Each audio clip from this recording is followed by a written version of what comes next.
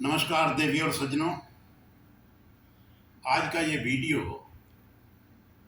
उन सबको देखना चाहिए जिन्होंने भारत का संविधान नहीं पढ़ा, और उनको भी देखना चाहिए जिन्होंने भारत का संविधान पढ़ा है। आप जानते हैं, संविधान बनाने के लिए एक कमेटी बनी थी 7 मेंबरों की, और उसके चेयरमैन थे डॉक्टर B.आर. अम्बेडकर। उस कमेटी ने जो संविधान बनाया था वो इंस्टॉलमेंट्स में, टुकड़ों में, किस्तों में संविधान सभा के सामने रखती गई थी कमेटी। उस पर चर्चा हुई थी, अडॉप्ट होते गए। फाइनल जो ड्राफ्ट इस कमेटी ने रखा वो रखा नवंबर 1949 में संविधान सभा में, पूरा का पूरा संविधान का प्रारूप। और अब उस प्रारूप पर डिटेल चर्चा हुई थी पूरी संविधान सभा में। सभी मेंबरों ने अपने विचार व्यक्त किए थे, अपने संशोधन पेश किए थे, अपनी हामी भरी थी, प्रशंसा भी की थी, आलोचना भी हुई थी। जो आलोचना हुई उसकी मैं आलोचना के मुख्य अंश बताता हूं कि जिन्होंने आलोचना की उनके मुख्य बिंदु क्या थे। आलोचकों का कहना था कि ये जो संविधान बनाया है बाबा साहब और उनकी कमेटी ने, इसका एक बहुत बड़ा हिस्सा गवर्नमेंट ऑफ इंडिया एक्ट 1935 जो उस समय लागू था, कि ये एज इट इज उठा लिया गया है, और वो 1935 का एक्ट अंग्रेजों ने बनाया था।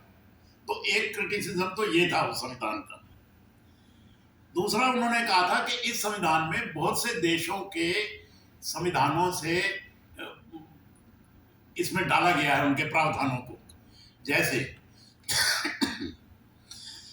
फंडामेंटल राइट्स, मौलिक अधिकार, ये लिए गए हैं बिल ऑफ राइट्स अमेरिका से।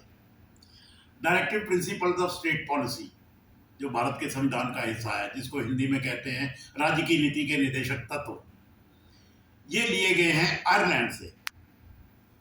इसी तरह जो फेडरलिज्म है, संघीय व्यवस्था है, सेंट्रल स्टेट रिलेशंस है, वो लिया गया है कनाडा के संविधान से।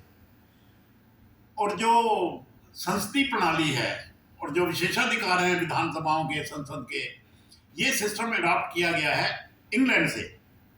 तो उनका ये मानना था कि बहुत सारे प्रावधान तो एज इट इज दूसरे देशों के संविधान से उठा लिए गए हैं। आलोचकों का ये कहना था कि ये बारो किए गए हैं, उधार लिए गए हैं बाकी देशों के संविधान से, उनकी नकल की गई है और ओरिजिनलिटी का अभाव है। अब जब सारा क्रिटिसिज्म हो चुका, आलोचनाएं हो चुकी, तो जो रूल ये है कि जब कोई जैसे विधेयक भी आता है तो जो मेंबर इंचार्ज होता है बिल का या डिबेट का जो इंचार्ज है, इस केस में बाबा साहब थे, तो उनको अब खड़े होकर सबको अपनी सफाई देनी थी। तो बाबा साहब खड़े हुए संविधान सभा में इन सारी आलोचनाओं का उत्तर देने के लिए। उन्होंने उत्तर अंग्रेजी में दिया था, मैं आपको उसकी हिंदी मैंने बनाई है, मैं वो बता देता हूँ कि जहां तक ये आरोप है कि हमारे ड्राफ्ट का एक बड़ा हिस्सा गवर्नमेंट ऑफ इंडिया एक्ट 1935 लिया गया है, वहां से लिया गया है, जी हाँ, मुझे इसके लिए कोई शर्मिंदगी नहीं है, मुझे इसके लिए कोई खेद नहीं है। कोई वस्तु उधार लेने में कोई शर्मिंदगी नहीं होती। हम अंग्रेजी में उन्होंने कहा we have not committed an act of plagiarism. इसका मतलब होता है कि हमने कोई साहित्यिक चोरी नहीं की है, आइडिया जरूर वहां से लिए हैं। फिर आगे उन्होंने अंग्रेजी में क्या कहा, nobody holds any patent rights in the fundamental ideas of a constitution. कि एक संविधान कैसा हो, उसके फंडामेंटल आइडिया कैसे हो, ये किसी का पेटेंट राइट नहीं है, ये किसी का पर्सनल अधिकार नहीं है, ये किसी की संपत्ति नहीं है, लाइसेंस नहीं है।